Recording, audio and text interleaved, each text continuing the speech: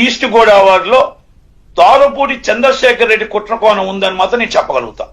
సురేష్ బాబు, దారుపూడి చంద్రశేఖర్ రెడ్డి, అల్లు అరవింద్ గారు కుట్రకోణం ఉంది.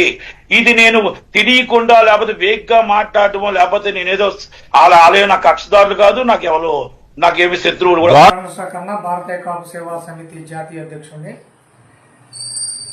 Deputy CM Pawan Kalyan గారి హరిహర వీరములు సినిమా జూన్ 12వ తారీఖు అని నిర్మాత అనౌన్స్మెంట్ చేయటం, జూన్ 1వ తారీఖు నుంచే థియేటర్లో బంద్ అని ఒక కుట్రపూరితంగా, అంటే ఈ సినీ ఫీల్డ్ శాసిస్తున్న ముగ్గురు నిర్మాతల పేర్లు బయటకు వచ్చినాయి.